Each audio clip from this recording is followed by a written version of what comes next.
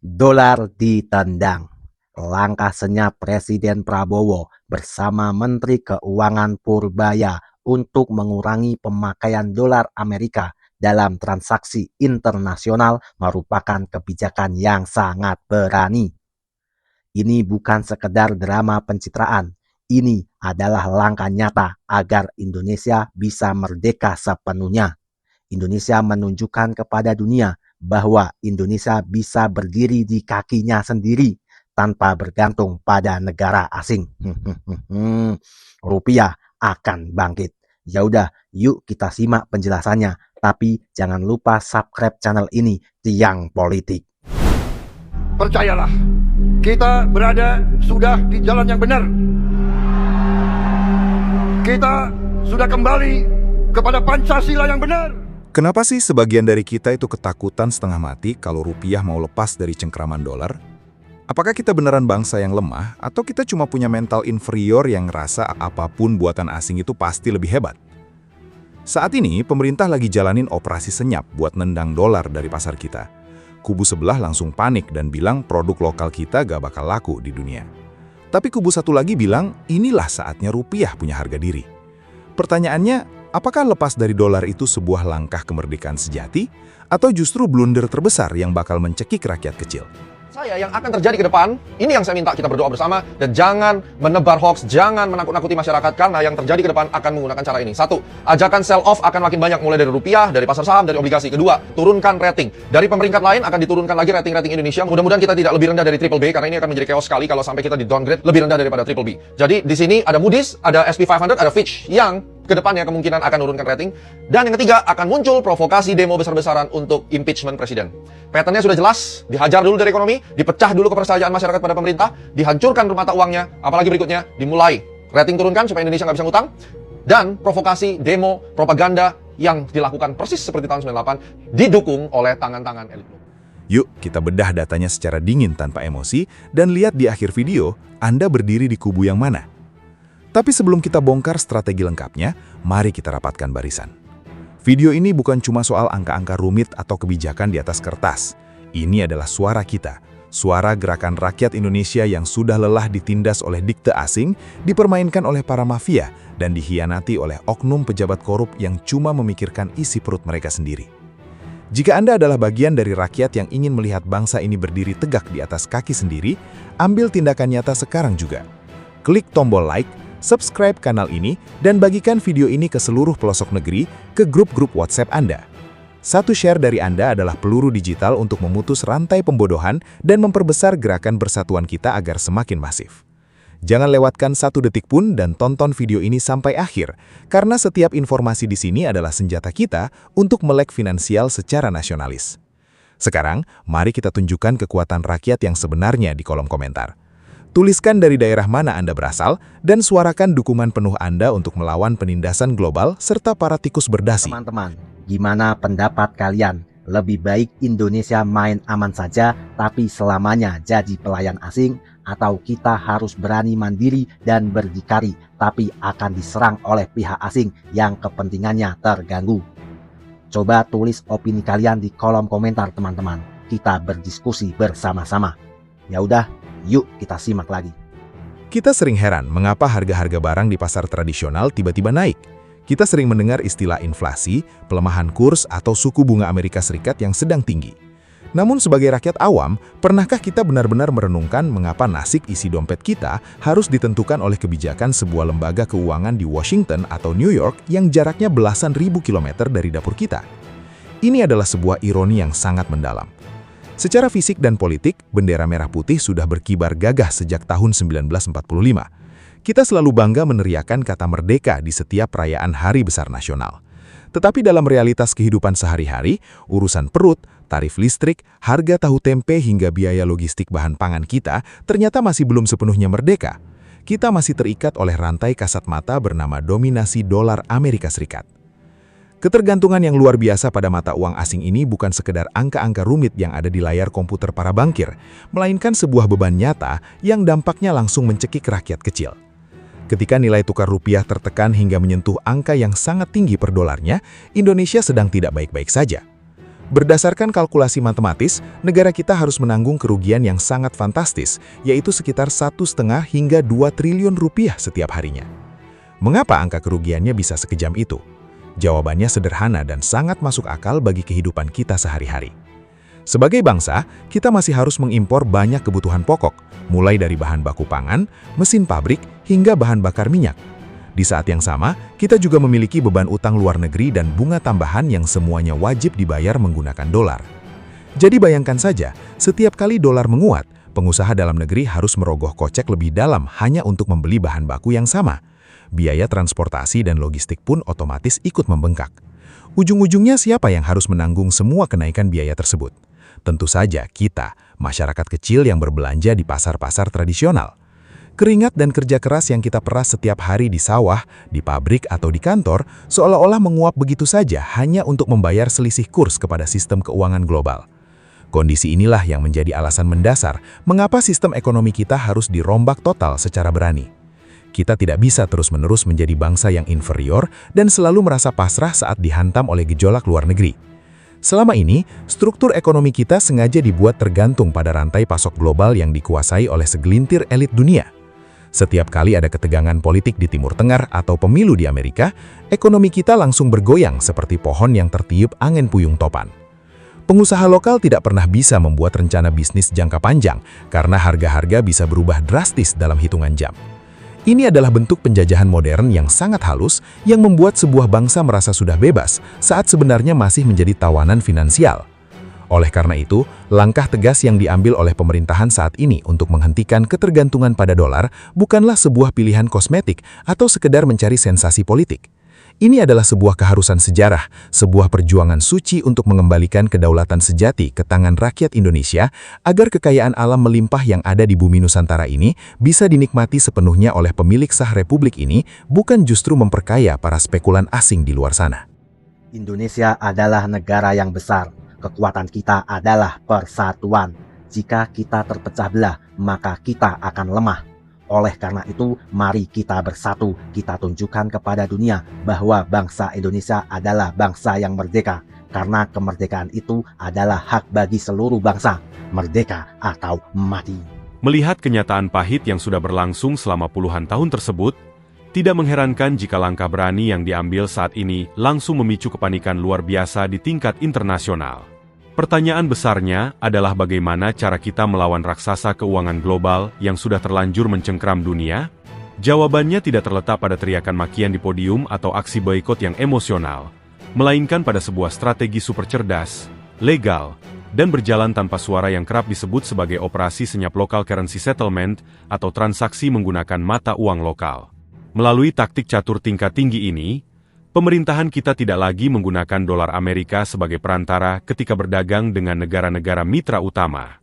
Selama ini, jika ada pengusaha asal Indonesia yang ingin membeli mesin industri atau teknologi dari Jepang, pengusaha kita harus menukarkan uang rupiahnya ke dalam bentuk dolar terlebih dahulu.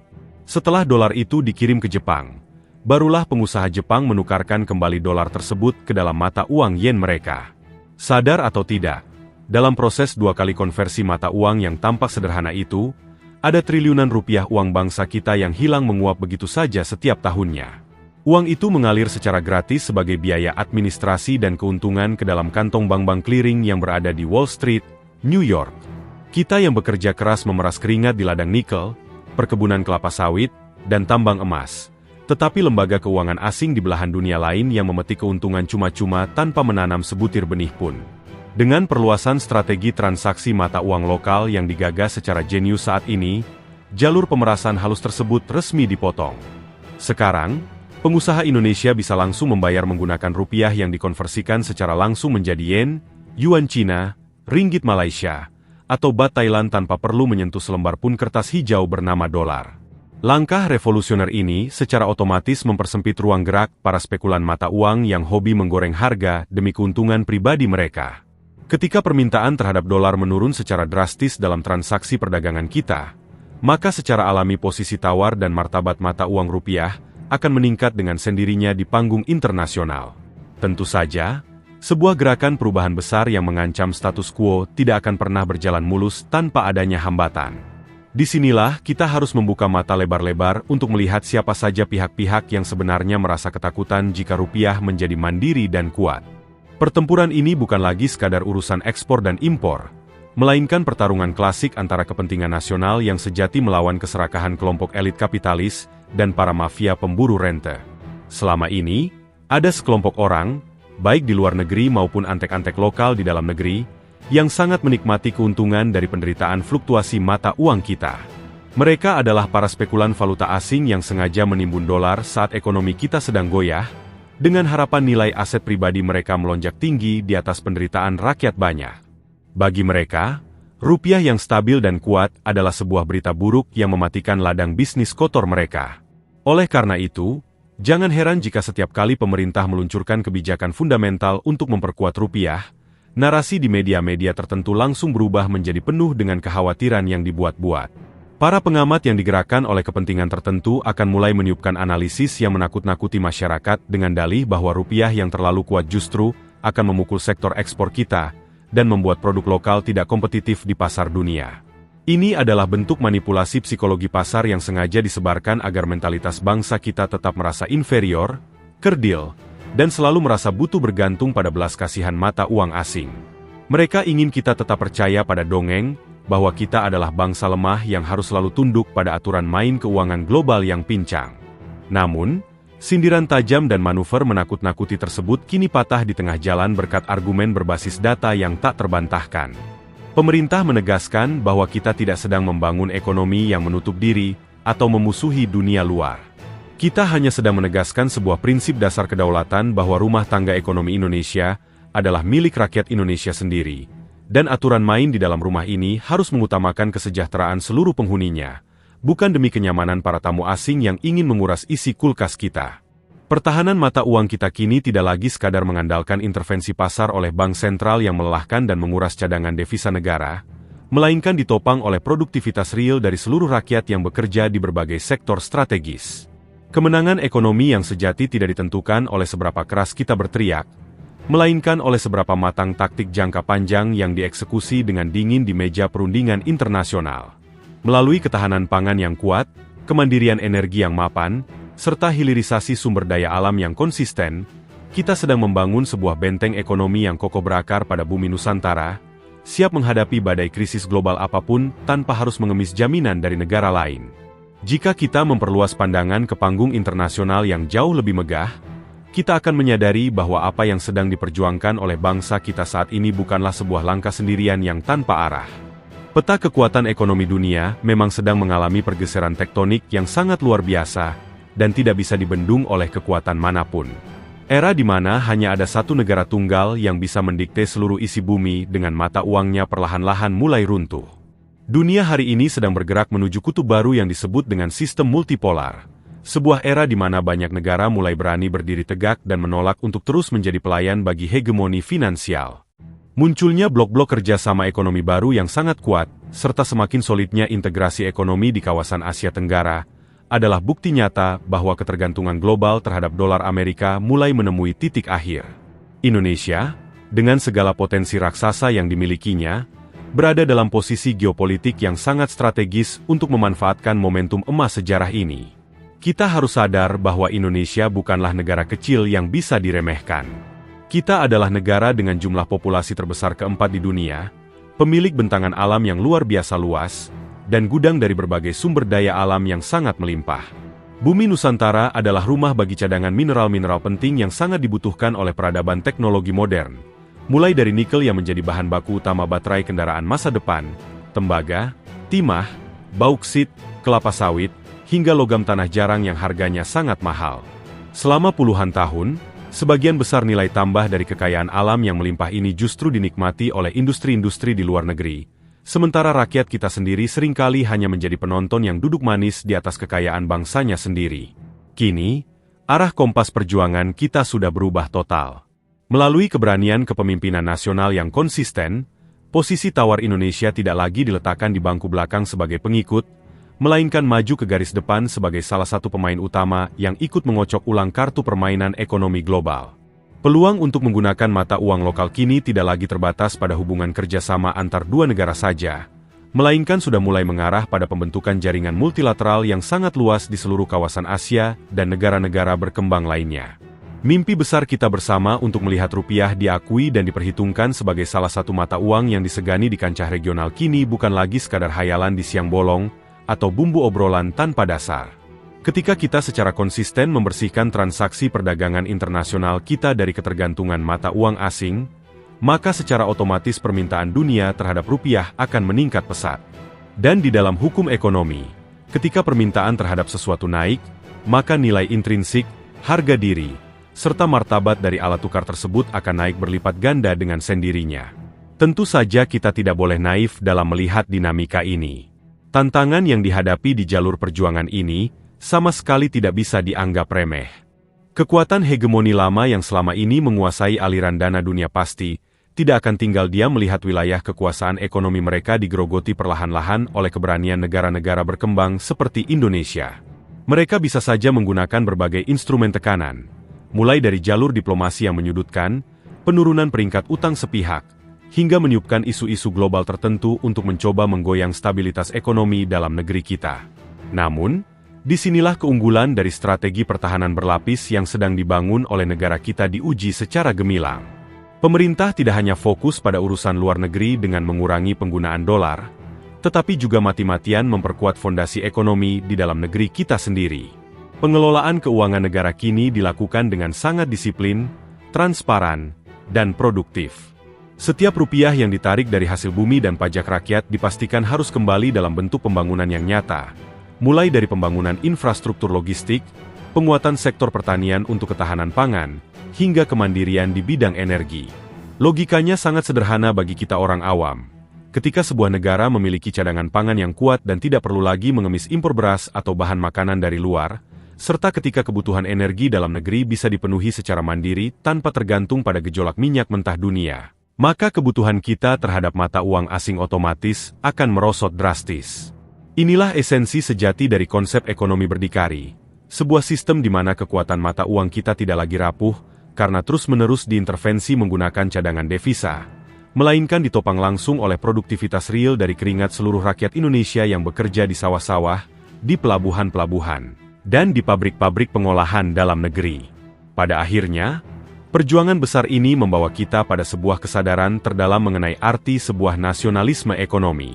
Mata uang pada hakikatnya bukan sekadar lembaran kertas berwarna yang ada di dalam dompet kita, atau deretan angka digital yang tertera di dalam aplikasi perbankan di ponsel pintar kita. Mata uang adalah sebuah kontrak sosial tertinggi, sebuah simbol kedaulatan, dan bukti kepercayaan antara rakyat dengan negaranya sendiri. Ketika Anda memegang selembar uang rupiah, Anda sebenarnya sedang memegang sepotong harga diri bangsa. Oleh karena itu, menjaga stabilitas dan kehormatan rupiah adalah tugas suci yang sama pentingnya dengan menjaga setiap jengkal tanah air dari ancaman fisik musuh. Sejarah ekonomi dunia sudah mengajarkan dengan sangat jelas bahwa bangsa yang besar adalah bangsa yang mampu berdaulat atas alat tukarnya sendiri. Pertarungan besar antara kedaulatan ekonomi melawan ketergantungan finansial ini bukanlah tugas pemerintah di istana semata, bukan pula sekadar bahan perdebatan para ekonom senior di ruang seminar yang sejuk. Ini adalah peperangan kita semua sebagai rakyat pemilik sah republik ini. Setiap kali kita memilih untuk bangga menggunakan produk buatan dalam negeri, setiap kali kita menaruh kepercayaan penuh pada kekuatan mata uang kita sendiri, tanpa ikut-ikutan panik menimbun mata uang asing demi keuntungan pribadi yang semu, kita sebenarnya sedang ikut menembakkan peluru dalam perang kemerdekaan ekonomi ini. Kita harus menghapus tuntas mentalitas inferior warisan kolonial yang selalu menganggap bahwa segala sesuatu yang datang dari luar negeri pasti lebih hebat, lebih aman, dan lebih bernilai daripada milik kita sendiri. Kita memiliki semua modal yang dibutuhkan untuk menjadi raksasa ekonomi baru di dunia. Tanah kita subur, laut kita kaya, dan kita memiliki jutaan generasi muda yang produktif. Sekarang keputusan berada di tangan kita bersama. Apakah kita akan bersatu mengawal langkah berani ini demi masa depan anak cucu kita? Atau kita akan membiarkan diri kita terus dibayangi ketakutan masa lalu, dan tetap nyaman menjadi penonton di pinggiran sejarah? Pilihan ada pada aksi nyata kita hari ini. Berdiri di atas tanah air yang kaya ini, di bawah kibaran bendera merah putih yang telah dibasahi oleh darah dan keringat para pahlawan, kami sebagai rakyat Indonesia melayangkan pandangan ke masa depan dengan dada yang bergemuruh penuh harapan.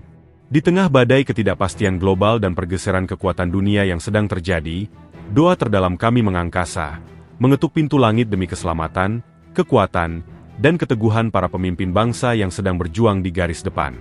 Harapan terbesar kami adalah melihat para pemimpin negeri ini selalu diberikan kekuatan lahir dan batin yang kokoh bak batu karang di tengah lautan, agar tidak mudah ditumbangkan oleh badai fitnah, tidak goyah oleh tekanan politik, dan tidak mempan oleh rayuan-rayuan manis dari pihak-pihak yang ingin melihat Indonesia tetap merangkak di lantai kemiskinan. Kami sangat mendambakan lahirnya sebuah Indonesia yang maju, makmur, dan sejahtera secara merata dari Sabang sampai Merauke, dari Miangas hingga Pulau Rote.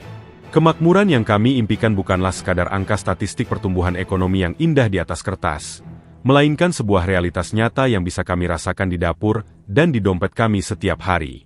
Kami merindukan masa di mana tidak ada lagi anak bangsa yang kelaparan di atas tanah yang subur ini, tidak ada lagi ibu-ibu yang menangis di pasar karena harga beras dan minyak goreng meroket, dan tidak ada lagi pemuda-pemuda produktif yang putus asa karena sulitnya mencari lapangan kerja di negerinya sendiri.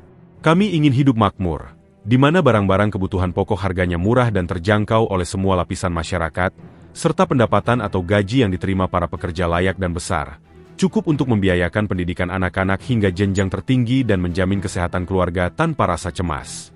Sungguh sebuah ironi yang menyayat hati jika kita mengingat kembali anugerah luar biasa yang melekat pada bumi Nusantara ini. Indonesia adalah ladang yang sangat luas, sebuah hamparan tanah surga yang tongkat kayu dan batu pun bisa berubah menjadi tanaman. Lautan kita menyimpan kekayaan yang tak terhitung, dan perut bumi kita mengalirkan minyak, gas, emas, hingga nikel yang menjadi rebutan bangsa-bangsa raksasa dunia. Dengan modal alam yang sejuta kemewahannya diakui dunia, seharusnya rakyat Indonesia bisa hidup mewah, berkecukupan, dan sejahtera, bukan justru hidup serba susah, serba terjepit, dan serba menghemat hanya untuk sekadar bertahan hidup dari hari ke hari. Kekayaan alam melimpah ruah ini adalah hak mutlak seluruh rakyat Indonesia, dan sudah saatnya kekayaan tersebut dikelola oleh tangan-tangan yang jujur demi sebesar-besar kemakmuran rakyat sejati, bukan untuk memperkaya segelintir elit atau korporasi asing. Sebagai rakyat kecil, di tengah segala sinisme dan kekecewaan masa lalu terhadap birokrasi, kami menegaskan bahwa kami masih memiliki keyakinan yang mendalam. Kami percaya dengan seutuhnya bahwa di dalam sistem pemerintahan kita saat ini, masih ada jajaran pejabat dan pemimpin yang bersih, jujur, setia pada sumpah jabatan, dan benar-benar mencintai tanah air ini di atas kepentingan pribadi atau golongan. Kepada para pemimpin dan pejabat yang bersih inilah, kami menyandarkan harapan besar untuk melakukan pembersihan total terhadap penyakit kronis yang selama ini menggerogoti tubuh bangsa kita, yaitu korupsi dan kolusi yang dilakukan oleh para mafia dan tikus berdasi. Tuntutan terbesar dan paling mendesak dari kami, suara hati nurani seluruh rakyat Indonesia, adalah agar pemimpin negeri ini memiliki keberanian politik yang mutlak tanpa kompromi untuk memberantas berbagai lini mafia yang menyengsarakan rakyat. Seret dan adili tanpa ada toleransi sedikitpun para mafia tanah yang menyerobot hak-hak rakyat kecil. Mafia pangan yang mempermainkan harga isi dapur kami demi meraup keuntungan pribadi. Mafia tambang yang menguras kekayaan bumi kita secara ilegal. Hingga mafia peradilan yang memperjualbelikan hukum dan keadilan. Kami ingin melihat hukum di Indonesia tegak lurus, tajam ke atas dan tajam ke bawah, sehingga tidak ada lagi ruang bagi manusia-manusia serakah untuk menindas kaum yang lemah. Hanya dengan cara pembersihan total inilah, Indonesia bisa benar-benar bersih dan bebas dari belenggu korupsi yang selama ini menahan potensi besar bangsa kita untuk melompat menjadi raksasa ekonomi dunia yang mandiri. Secara khusus, dari lubuk hati yang paling dalam, kami ingin menyampaikan pujian setinggi-tingginya dan rasa hormat yang tak terhingga kepada para pemimpin bersih, para kesatria bangsa, dan para teknokrat jujur yang saat ini sedang menumpahkan seluruh pikiran, tenaga, dan waktu mereka untuk membela hak hari rakyat kecil di tengah kepungan sistem yang terkadang masih kotor. Keberadaan para pemimpin yang tetap menjaga integritas, yang menolak suap, yang dengan tegas melawan mafia, dan yang jenius dalam merancang strategi pertahanan ekonomi, adalah oase di padang pasir bagi kami semua. Mereka adalah pahlawan modern yang sesungguhnya, yang bekerja bukan demi tepuk tangan atau popularitas murah di media sosial, melainkan demi tanggung jawab moral di hadapan Tuhan Yang Maha Esa dan sejarah masa depan bangsa. Doa kami yang paling tulus dan paling khusyuk selalu menyertai setiap langkah kaki para pemimpin bersih yang ikhlas berjuang ini. Ya Tuhan Yang Maha Kuasa, limpahkanlah kesehatan yang prima, umur yang panjang yang penuh berkah, serta perlindungan yang tak kasat mata kepada para pemimpin bersih kami. Jagalah kesehatan fisik dan mental mereka agar tidak tumbang di bawah tekanan tugas negara yang teramat berat. Berikanlah ketajaman berpikir, kearifan dalam mengambil keputusan, serta keteguhan iman yang kokoh agar mereka selalu selamat dari segala bentuk tipu daya, fitnah, dan konspirasi jahat dari orang-orang yang ingin menghancurkan negeri ini demi keserakahan pribadi. Semoga setiap peluh yang menetes dari tubuh mereka, setiap jam tidur yang hilang demi memikirkan nasib rakyat kecil, dicatat sebagai amal ibadah yang mulia di sisimu. Wahai para pemimpin bersih kami, majulah terus tanpa ada rasa ragu. Jangan pernah merasa gentar atau kesepian di medan pertempuran melawan korupsi dan hegemoni asing ini. Ketahuilah bahwa di belakang jajaran langkah berani kalian, ada ratusan juta rakyat Indonesia yang selalu mengalirkan doa di setiap sujud malam mereka. Ada tangan-tangan perkasa dari seluruh kaum buruh, petani, nelayan, dan pemuda di pelosok Nusantara yang siap berdiri membentengi, mengawal, dan mendukung penuh setiap kebijakan suci demi kejayaan kedaulatan ekonomi negara.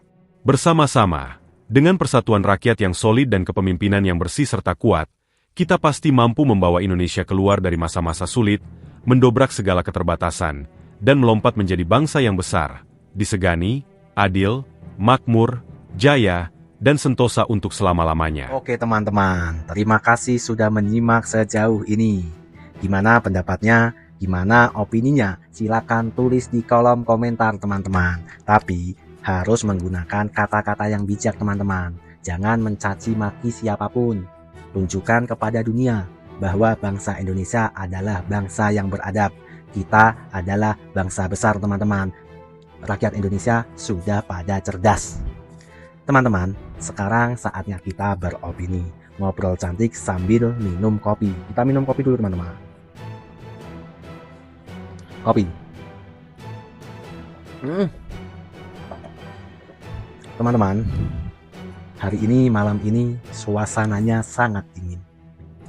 Apalagi tadi saya baru buka YouTube, lihat berita, ada Bapak Bahlil yang berpidato, katanya Pertamax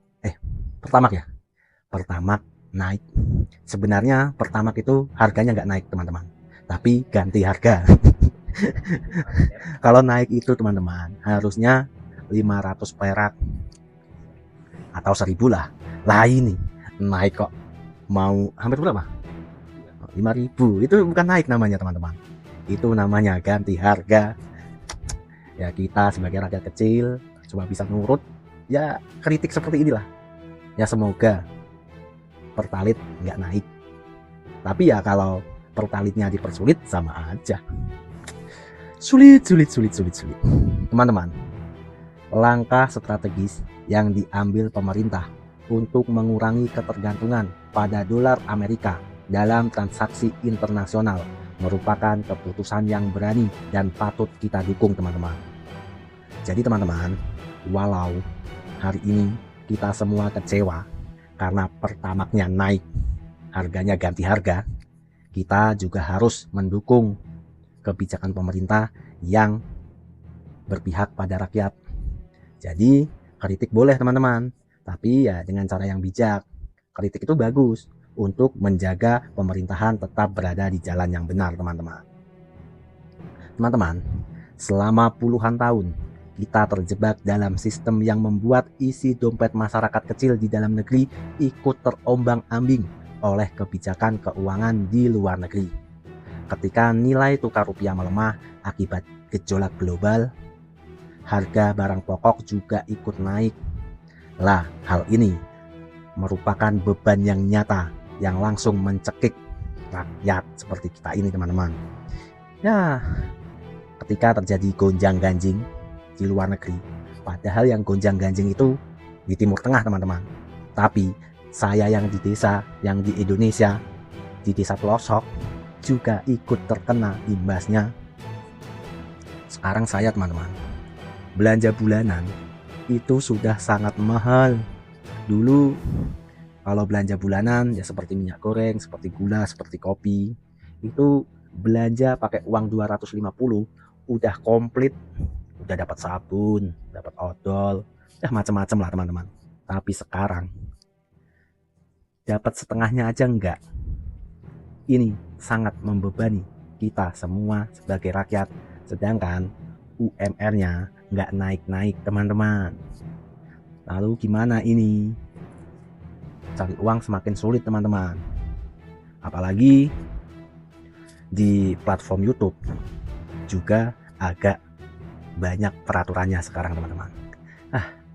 Ya udah, yang penting kita masih hidup teman-teman. Teman-teman, melalui perluasan kerjasama transaksi menggunakan mata uang lokal, Indonesia akhirnya mengambil jalur mandiri. Saat pengusaha kita berdagang langsung dengan mitra seperti Jepang, seperti Cina, menggunakan mata uang masing-masing tanpa perantara dolar, kita berhasil memotong biaya konversi ganda yang selama ini menguntungkan lembaga keuangan asing. Langkah ini tidak hanya mengamankan stabilitas, tapi langkah ini membuat harga pangan kita menjadi lebih stabil. Teman-teman, sikap tegas pemerintah yang menolak jebakan utang baru dari lembaga finansial global di tengah krisis adalah bukti bahwa kita tidak lagi bisa didikte atau ditakut-takuti oleh narasi asing. Jadi teman-teman, ini merupakan perang, tapi perang saat ini nggak pakai bedil. Perang saat ini adalah perang narasi teman-teman. Jadi kita sebagai rakyat kecil jangan mau diadu domba, jangan mau diprovokasi. Pasti teman-teman, pihak asing, antek-antek asing lagi gencar-gencarnya membuat narasi untuk membuat rakyat dan pemerintah itu tidak akur. Rakyat dibuat tidak percaya dengan pemerintah. Agar apa? Agar terjadi chaos seperti tahun 98. Itulah hal yang diinginkan oleh pihak asing, membuat rakyat Indonesia terpecah belah. Apabila terjadi chaos, maka yang dirugikan adalah kita juga. Yang diuntungkan siapa? Yang diuntungkan ya mereka, pihak asing itu. Mereka akan bisa mendikte kita lagi. Mereka akan bisa membuat perjanjian-perjanjian yang menguntungkan mereka lagi, agar mereka bisa mengeruk kekayaan alam Indonesia sepuas hati mereka. Oleh karena itu, kita sebagai bangsa Indonesia harus bersatu teman-teman. Kita jaga kekayaan alam kita. Kita rawat kekayaan alam kita. Jangan mau mereka yang kaya karena mengeruk kekayaan alam kita, kita yang mendapatkan ampasnya, kita yang mendapatkan musibahnya karena alam dirusak. Teman-teman, terima kasih sudah menyimak video ini. Semoga bermanfaat untuk kita semua. Semoga bangsa Indonesia bisa selalu bersatu, tidak terpecah belah. Dan saya minta untuk teman-teman semua mendukung terus channel ini dengan cara like, comment, subscribe, dan jangan lupa bagikan video ini. Agar apa? Agar pergerakan kita semakin besar. Channel ini saya buat untuk tempat kita rakyat kecil bersuara, untuk tempat kita berdiskusi. Jadi mari kita jaga bersama-sama channel ini. Teman-teman, sampai berjumpa di video selanjutnya. Terima kasih. Tiang politik, saya undur diri. Merdeka, jangan lupa bahagia.